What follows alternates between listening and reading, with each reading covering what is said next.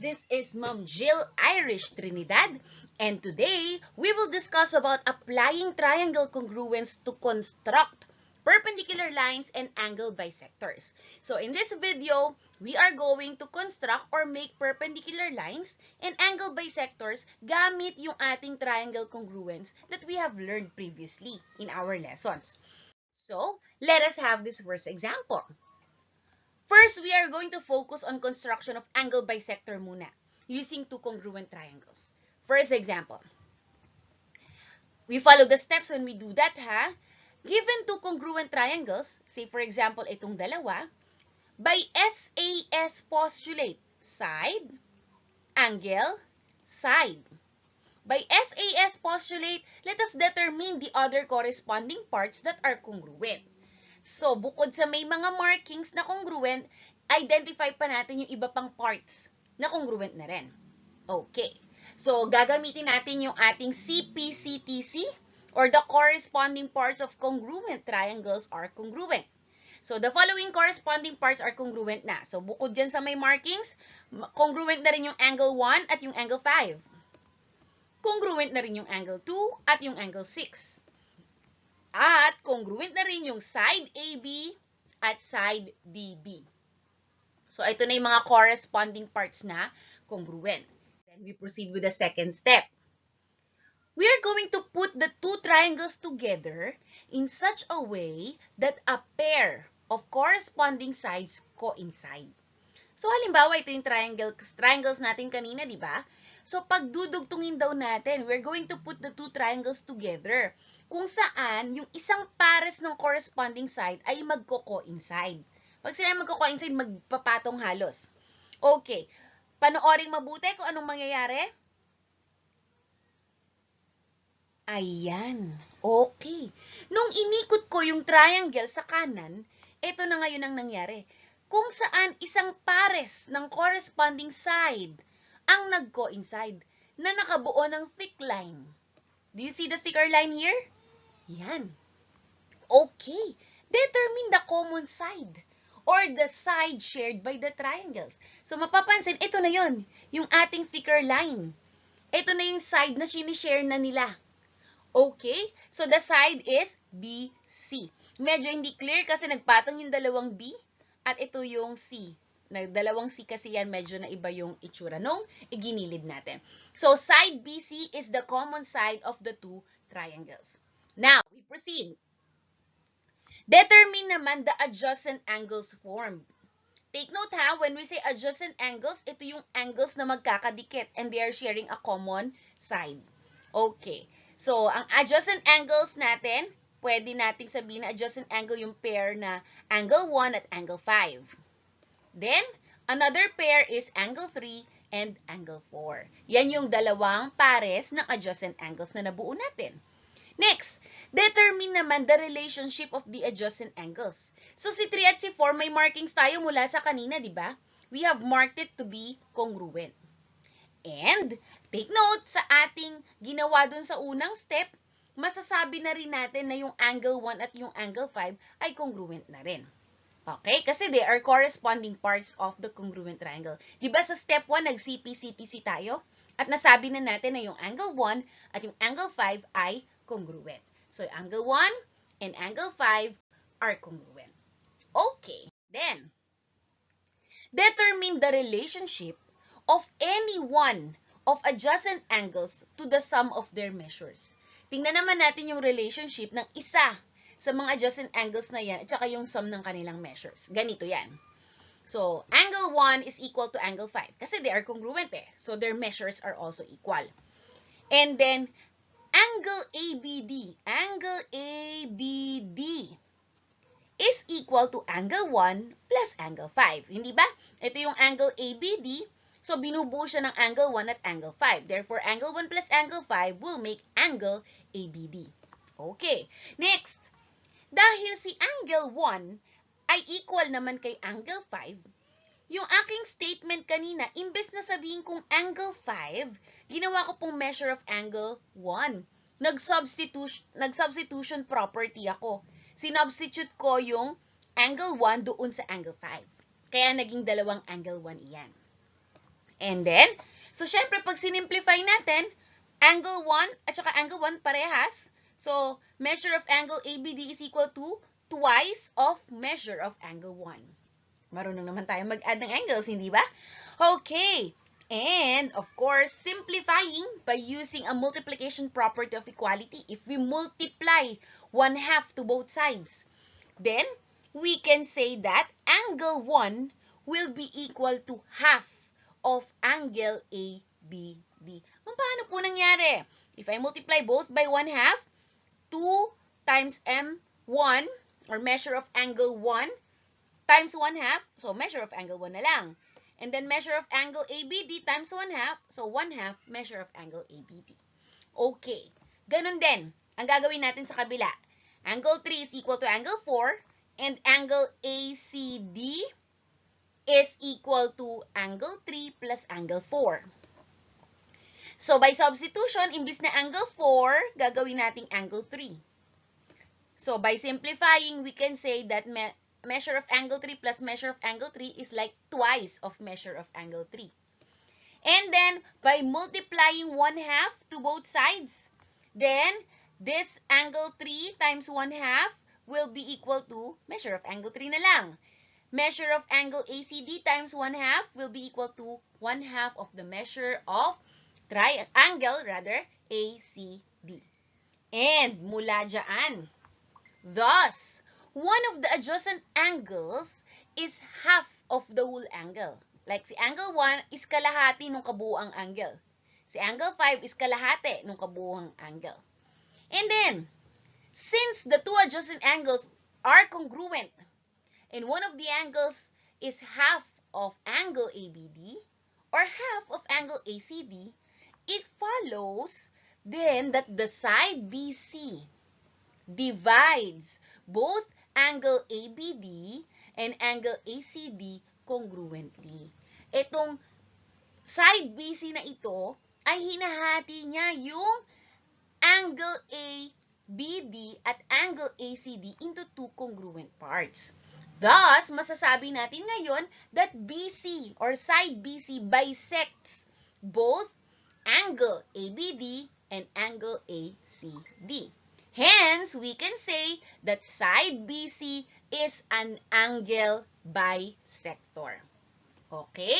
Ibig sabihin, angle bisector si BC kasi hinati niya yung dalawang angle na ito. Example, this one, hinati niya to into two equal parts. Ito rin, hinati niya into two equal parts. Kaya ang tawag sa kanya ay angle bisector. Okay. Let us have example number 2. Mahapyaw lang. Ito ay katulad din nung kanina sa example 1. Ipapakita lang natin. Tulad nito, makikita natin that XY is the angle bisector of angle ZXC at ZYC. Bakit? Kasi XY divides the angle into two congruent angles. Ayan. So, ito yung two pairs of angles na congruent. Okay. Then, from there, masasabi na natin or madedefine na natin yung angle bisector.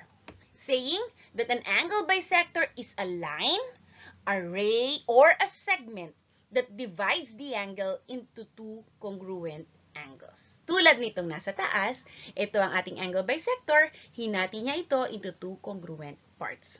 Okay, so that's how we create or we construct angle bisector using two congruent angles. Now we proceed to another one. Constructing perpendicular lines naman using two congruent right triangles. So this time, what we are going to construct is perpendicular line naman. Okay, let's see. Example 3. So, look at the figure. Meron tayong dalawang right triangles. Let's follow the step. The first one, given two congruent right triangles by LA theorem. Bakit LA, ma'am? One pair of leg rather, and one pair of acute angles. And these two triangles are right triangle. Remember, we can only use LA theorem if the triangles are right. Okay, so by LA theorem, determine natin yung other corresponding parts that are congruent. Okay, isa-isayin natin. Using CPCTC, masasabi natin na yung angle AXY is congruent to angle XDC. Also, side AX is congruent to side XD. Also, side YX is congruent to side CD. Okay, now let's proceed with the next step. Put the two triangles side by side. We put them together ulit in such a way that the vertices labeled with X coincide. Yung may X daw, di ba pare silang may X? Ipag-coincide natin sila, pag-iisahin natin sila. So, tingnan mabuti ang ating video. Ikot ko itong unang triangle. Ikot ko yung pangalawang triangle. Ayan. Okay, di ba napagdugtong ko yung X? Nasa iisang lugar na yung X? Ayan. Okay. Now, determine the relationship of angle AXY. AXY. And angle CXD. Ano naman kaya ang relationship ng AXY at CXD? Okay. Masasabi natin that the measure of angle A plus the measure of AXY plus the measure of AYX is equal to 180. Bakit? Di ba the sum of the angles of any triangle is always 180 degrees. That's angle sum theorem. Okay. So, gamitin natin ito para ma-determine natin yung relationship, ha? Okay. Alam na natin ito, angle A plus AXY plus AYX is 180 degrees. And then, angle A plus AXY, kinopya ko lang, yung AYX, look at AYX, may marking naman tayo that it is a right angle. So, I can say already that it is 90 degrees, which is equal to 180 degrees, yung kabuuan ng tatlo. Sinubstitute ko lang po yung AYX, ginawa ko na pong 90, kasi kita naman sa ating figure yung marking that it is right angle. Next, let's proceed. So, by addition property of equality, we are going to subtract or to add negative 90 to both sides. We have discussed this previously naman na. So, the resulting condition or equation will be measure of angle A plus measure of angle AXY, I just copied, is equal to 180 minus 90 degrees. Paano nangyari? Nag-minus ako ng 90, na-cancel na ito. Nag-minus ako ng 90, kaya nagkaroon ng minus 90 degrees. Okay, there's a degree here. Next. Ayan, simplify natin. Measure of angle A plus measure of angle AXY is equal to 90 degrees. Kasi 180 minus 90. And then, tuloy natin. Measure of angle AXY is equal now to 90 minus measure of angle A. Ma'am, paano nangyari yon? We subtract measure of angle A to both sides. Nag-minus ako ng measure of angle A dito. So, na-cancel it out na. And then dito, mag-minus din ako ng measure of angle A.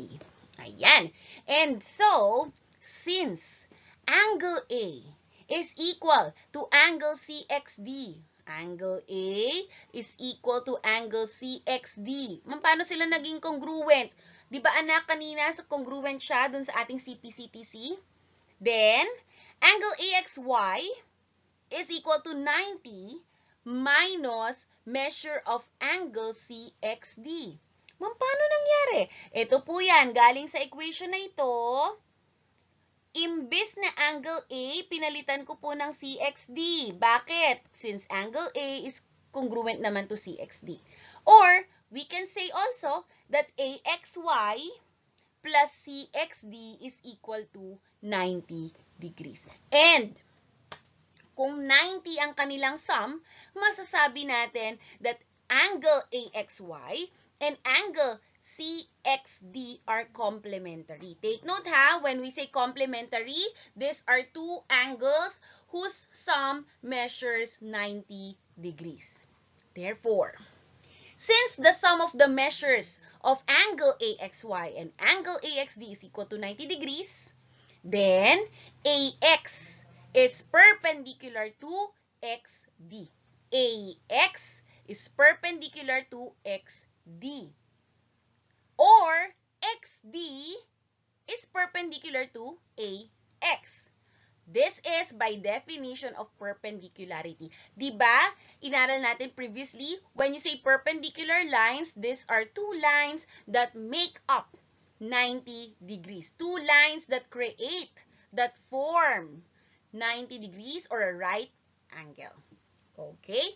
So, from there, nakabuo tayo ng 90 degrees dito. Okay. Let's have another example. Example number 4. Ganito rin naman. So, without explanation, we have two right angles here. And then, we can say that BC is perpendicular to AD. Bakit? They share the common side and they form 90 degrees. Okay? Kasi BC and AD are perpendicular since they form right angles.